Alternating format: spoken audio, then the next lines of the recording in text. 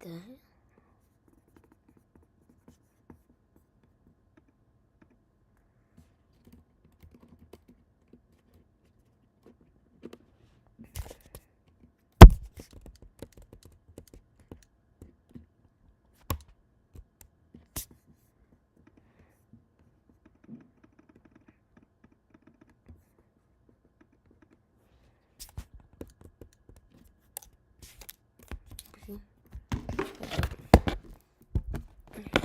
Shit out of my computer.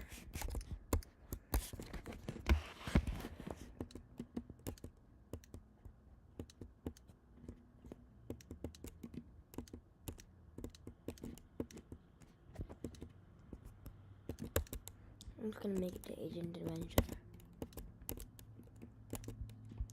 and do a speedrun Coral, like speedrun Coral.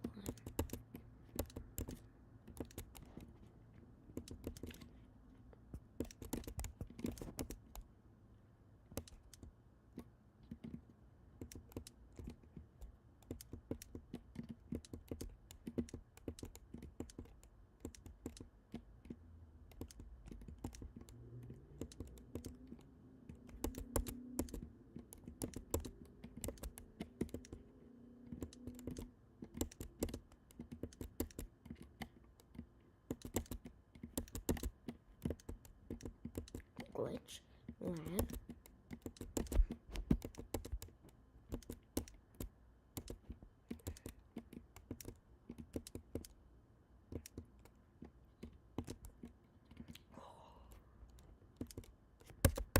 Bro, what did I double?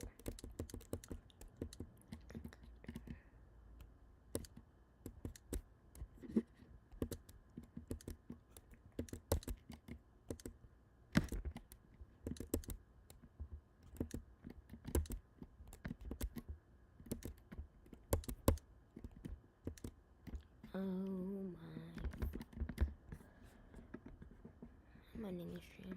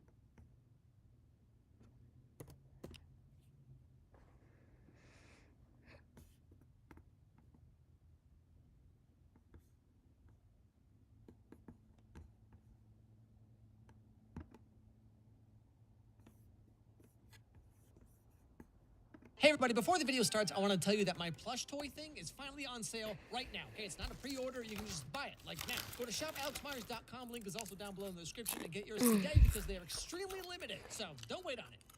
You know, over the years, there's been a lot of movies I've been asked to do, and one that keeps coming up over and over again is Diary of a Wimpy Kid, the 2010 kids movie that all of you grew up with, apparently. Now, this movie was a little bit after my time, but when does that ever stop me? So what do you say we strap ourselves in and check out the 2010 masterpiece of filmmaking, Diary of a Wimpy Kid? But before that, really quick, this video is brought to you by Raid Shadow Legends. Let me tell you about a free game called Raid Shadow Legends. You probably already know a lot about it, whether you want to or not, but just in case you're unfamiliar, Raid Shadow Legends is one of the biggest mobile RPGs on the market right now, with over 600 champions you can get in your party, each of which comes from their own faction, and each of these has their own history and the huge overarching story of the world of Teleria. Now this month, Raid just brought the latest addition to its huge boss roster, the Hydra, which is a super-powered clan boss. It's got multiple different heads, each one has unique mechanics. It can share pain and push damage from itself onto your team. It can scare your champions, rot them from the inside, which is kind of how I feel most of the time, you know what I'm saying? But whatever, anyway. It can cloak itself in a cloud of poison, and a ton more crazy different things it can do to you. Now, if you can cut off one of its heads, though, it exposes its neck, and then it's just open season. You can deal a bunch of insane damage to it before it grows back a new head. The whole battle is really just like an in-depth tactical puzzle, always changing and revealing new challenges, even in the middle of the fight. But if you can beat it, you get some of the best artifacts in the game, so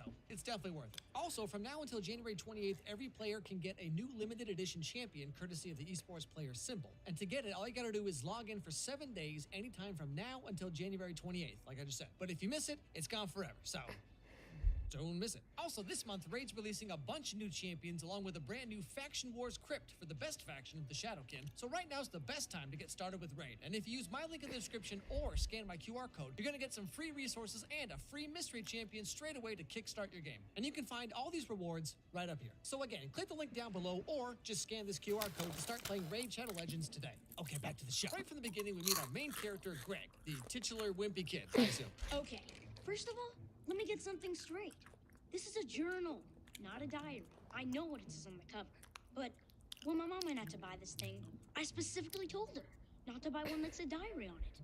This just proves Mom doesn't understand anything about kids my age. Oh man, ain't that the truth? Like, you find out real quick whether or not your parents were losers in school when you become a teenager, and they start giving you just the worst advice. You know, girls like a sensitive guy who writes his feelings in a journal. No, they don't, Mom! That's what you want because you're 40 now and you're questioning all your life choices. If someone's bullying you, just ignore them, and eventually they'll leave you alone. Never works! But I'm gonna be fine. It's my best friend Riley Jefferson I'm worried about. He's definitely not middle school ready.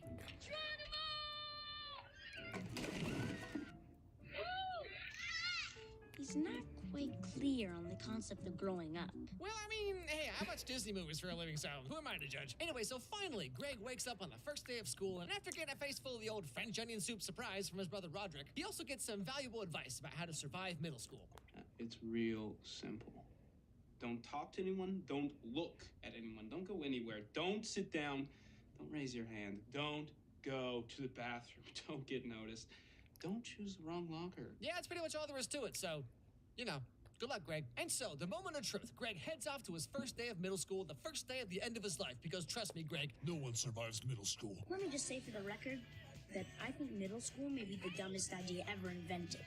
You got kids like me who haven't hit their growth spurt yet, mixed in with gorillas who have to shave twice a day. Perhaps not the best choice of actor when describing a hairy gorilla, you know, just throwing that out there. There's juvenile delinquents and weirdos. I'm smaller than about 95% of the kids at my school. Seriously. I don't know what happened to these kids over the summer. Yeah, you know, real talk, okay? Middle school is just the worst thing. You know why there's hardly any movies about middle school? Because nothing good ever happens there. Middle school is just like all your anxieties about, you know, everyone's watching me and they're all gonna make fun of me. But like, actually, yes. Kids in middle school are just always doing these like SWAT team reconnaissance missions, trying to find anything they could possibly bully you about. Look at this kid. You see how her face is like totally normal? Well, let's tell her she has a weird nose and forehead and ruin the next 20 years of her life. Hilarious. Hey, Greg! You want to come over and play?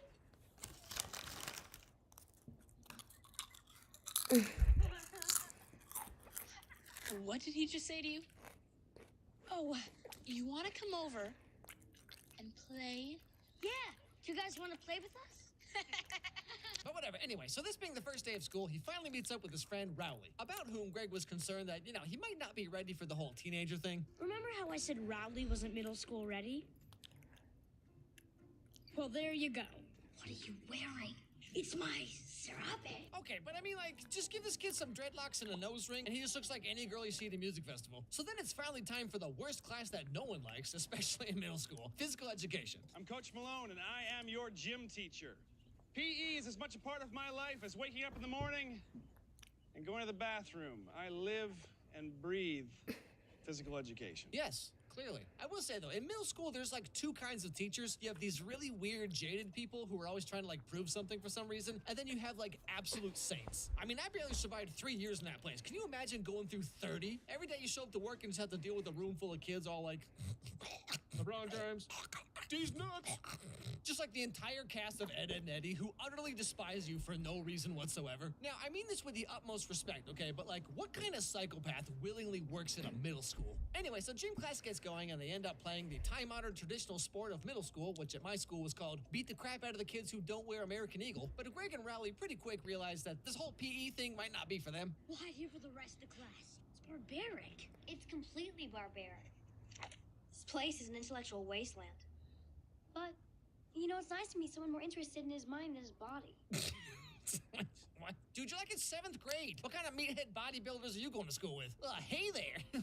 FYI, I just hit puberty, so now I can bench press 3 boxes of Lucky Charms. Ugh, that's the 4th one this week. I sure wish I could find a guy who writes his feelings in a journal. Anyway, so this is Angie, just your average done with the world jaded 12-year-old who's sick of the rat race and just wants to like live her truth, man. She also reads books, dresses all hipstery, has a pink stripe in her hair, and has a beret. So yeah, she's so cool.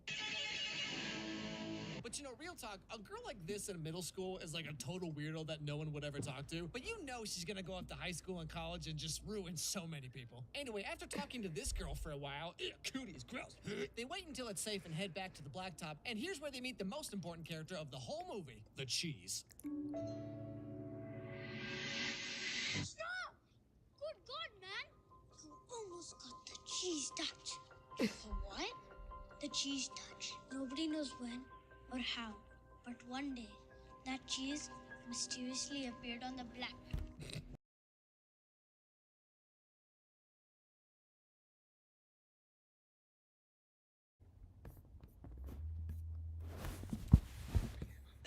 It's just like the most middle school thing ever. So the story goes that the cheese just magically appeared one day, and then this one kid touched it and got the cheese touch. Which means no one could ever talk to him or get close to him ever again. And so the cheese sits, patiently waiting for its next victim. Wow. This is a terrible place. So having barely survived the day, Greg and Rowley head home. And on their way there, they run into Roderick and his band Loaded Diaper. Loaded Diaper. Hey, little brother. Is your first day as crappy as I said it would be? Not at all. You were wrong. It was actually been Worse. You didn't listen to me, did you? I told you not to talk, look, or go anywhere, and what happened? He had to eat his lunch on the floor. And so pretty much the rest of the movie is Greg desperately trying anything he can think of to be cool in middle school, which is pretty much how you could describe like all these dudes on TikTok. Here's how the average man's life would change if he never saw an ad again. Day 1, he would install Pi on his computer. Jazz dancing. We could do that one together. I need something to make me a class favorite. What about class favorites? Oh, Greg's only here because he really wants to be Rowley.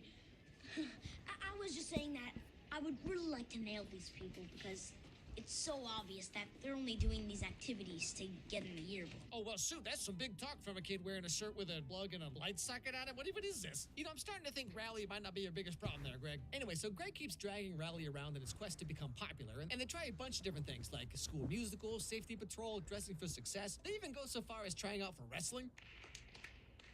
Yeah, Catherine.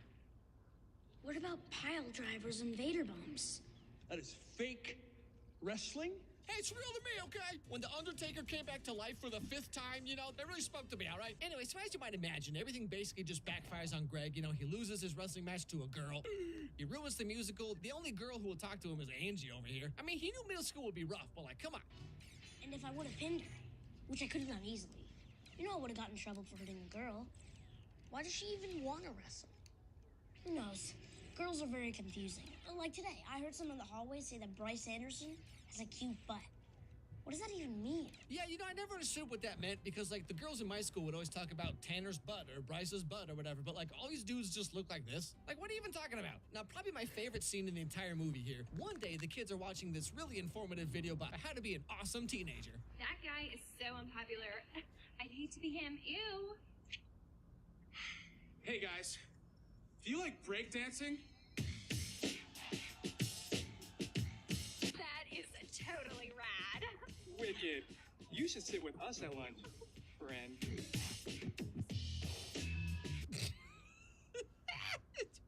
What? Imagine trying to win the favor of a dude with this phone right here. Also, why is there a breakdance floor in the library? What kind of school is this? Also, I love how this dude goes from this to this. But you know, after 2 years of pandemic lockdowns, I get it. Also, like, come on, being a loser in high school isn't that bad. I mean, I didn't have any friends, and guess how many magic tricks I can do now? I don't know about anyone else, but I know what I learned. It is awesome to be me. The problem with Rowley is that he's not enough like me. I can't ditch him because he'd be lost without me. Maybe I can fix him. You think you can fix him? What, do you like all my ex-girlfriends? Also, just a quick little tangent here. You ever notice how the girls who try to fix guys are always somehow worse? Well, whatever. Anyway, so Greg is convinced that the reason why people don't understand how cool he is because of his friend Rowley. No. You look like one of the 7 dwarfs. You only need one strap. Why would they put on 2 straps if you're only supposed to use 1?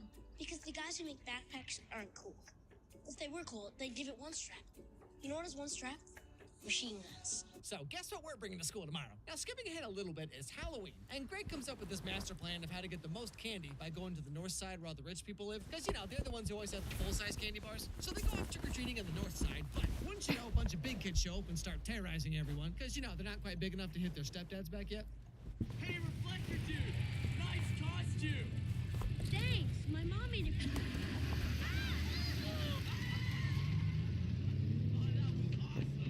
I saw your plates. We're calling the cops. Uh-oh. Oh, boy.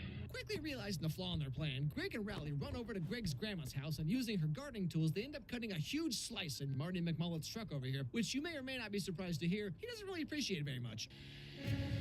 Are you kidding me? I'm gonna rip off your arms and punch you in the face with your own fists!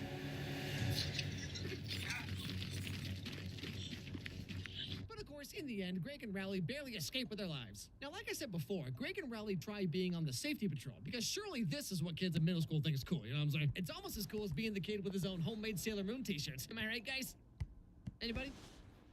Hello? One day, as part of the whole safety patrol thing, Greg is walking these kindergartners home by himself, and he thinks he sees the big kids from Halloween coming after him. Oh, no. Don't worry, I'm right behind you. Go! Hey! Rowley Jefferson, is that you? And so, long story short, Rowley's the one who gets blamed for this eldritch human sacrifice that Greg did. This badge is supposed to mean something, and you just spat on it. I really don't. Save it. You are officially suspended from safety patrol. Now, of course, Greg could say that it was him who did the whole thing, but you see, the problem with that is that, you know, Greg would get in trouble. So, like, what kind of idiot would do that? But to his credit, Greg, with all the maturity of a 12-year-old, he kind of feels a little bad about it, so he comes clean and tells Rowley the truth. It's kind of funny, you know, the whole safety patrol thing. Yeah, I'm the one who terrorized those kids. You know what, Greg? You're not a good friend. I'm a great friend. If you were a great friend, you would have told Mr. Winsky the truth. Okay, one thing. You made fun of my clothes. Don't come by my house. We're done. Yeah, we're not friends anymore, okay? So here, take all your Hannah Montana posters and Hillary Duff hit clips back. But I'm keeping the Heelys. Good day, sir.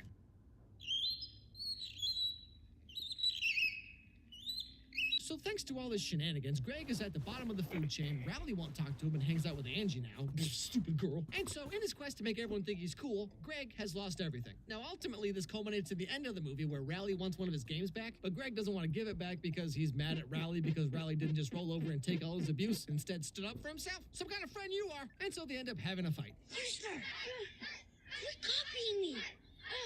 This has got to be the worst fight ever! Do something! Well, look who we have here. guys have no idea what I'm gonna do to you. Oh, we need to move this along. My shift at Cinnabon starts in half an hour. Also, I'm not allowed to be within 100 feet of a middle school, so can we wrap this up real quick? Now, what ends up happening is, as punishment for what they did to the truck, these guys make Rowley eat some of the cheese.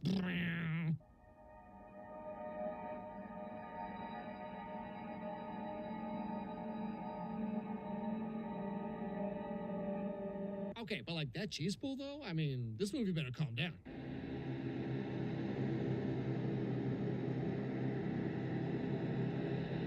But then the teacher comes and scares the big kids away, and all the middle school kids come back and see the evidence of this war crime that took place, and that's it. Their lives are totally ruined forever. Oh my god. Rowley Jefferson ate. I ate the cheese. I ate the cheese to show you all how stupid this whole school is. The wrong friends, the wrong lunch table, the wrong butt. It's all meaningless. Cheese touch! Greg Heffley has the cheese touch! And just like that, Greg, Rowley, and Angie are all friends again, and Greg learns that the real cheese touch was friendship all along. So then the school year comes to an end, and somehow, despite everything, Greg and Rowley survive the 6th grade. Have a great summer. Here's your yearbook. Have a great summer. Here's your yearbook. Have a great summer. Okay, I'm sorry, but like, they don't just hand out yearbooks, okay? Those things cost like $80, and you never look at them again, you know, because why would you? Oh, honey, I found your old yearbooks. Remember back when you were the ugliest and most awkward of your entire life, and every day at school confirmed every single insecurity you had about yourself? Yes, Mom. Yes, I do. But yeah, so that's pretty much the end of the movie. I will say, though, having no idea what to expect, I actually found this movie way funnier than I thought it would be. It has this kind of like almost Mean Girls quality to it, where like the writing, the line delivery, the acting in general, and the casting, like everything is just so good about this movie. I mean, it's really weird and gross, for sure, no doubt about that. But like compared to all the other kids' movies I've done so far, this one's actually pretty good. Hi, this is Patayo, and a little thing I love about the Chick-fil-A Grilled Spicy Deluxe Sandwich is that first bite. I really like the marinated chicken breast, the multi-grain brioche bun, and that creamy cilantro. Okay, so here's the thing. I actually liked the first Wimpy Kid movie. Like, it kind of reminded me of movies like Mean Girls or something, where like it's made for kids, but it also has the point of view of an adult looking back at being in middle school. And like, there was a lot that me, as an alleged grown-up, found pretty funny. But then the second movie lost all of that, and it was kind of just a kids movie made for kids. But I mean, it was fine or whatever. And now here we are with the third Wimpy Kid movie, Dog Days. And like, I'm not even really sure how to do a video on this one, because it's not like a movie in the same way as the first two were. It's more like a series of about 400 vignettes that are barely tied together. But here, let's just check it out and I'll show you what I mean. So we start right off with the best time in any American kid's life, summer vacation, just right around the corner. Greg and his family are at their local pool, and we get to see how horribly disgusting everyone is. But before that, really quick, this video is brought to you by Surfshark VPN. Well, it's 2022 somehow. Pretty much everyone knows what a VPN is. It protects you when you're on the internet. It stops your IP address from being hacked and your personal data getting exposed. I mean, horrendous murders and pimple popping videos. Girls are with promo code Alex Myers to give Surfshark a try. Okay, back to the show.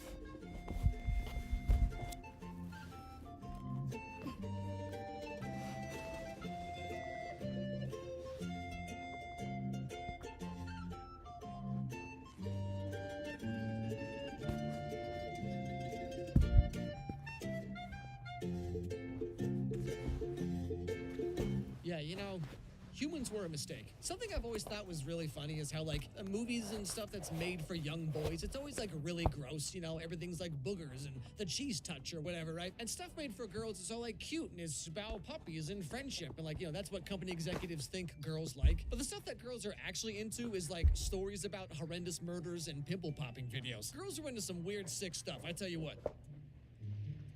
No. But I'm so close to getting them. Summertime is for real games, not video games, okay? Healthy stuff, like, let's see. Swimming? Ugh, parents just don't understand. What, you still think every video game is Pac-Man and Space Invaders? You don't get it, Dad. In this game, I'm a 16-year-old high school student who ends up killing God, which is how every Japanese video game is for some reason. So one of the many plot threads in this movie that goes nowhere starts when Roderick plays some of his band's music so he can hopefully sell some CDs. It's baby bottle pop. It's a baby bottle pop. Just take the pop, dip it and shake it.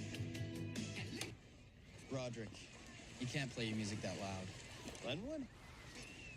Is that Lenwood Heath? Lenwood Heath? This kid's name is Lenwood. Why is his last name and his first name switched? I don't trust nobody with a name like that. The only thing worse is those kids who have like only first names, you know, like Jonathan Taylor Thomas, Zachary Ty Bryan, Neil Patrick Harris. Like, come on, you can't tell me those aren't lizard people wearing a human skin suit. Hi. So, you changed? Oh, yes, I've been going to Speg Union Prep School. They really turned me around there. You might remember I was a bit of a troublemaker. Speg Union, what grade does that start? 8th grade, sir. Hey. You're going into the 8th grade.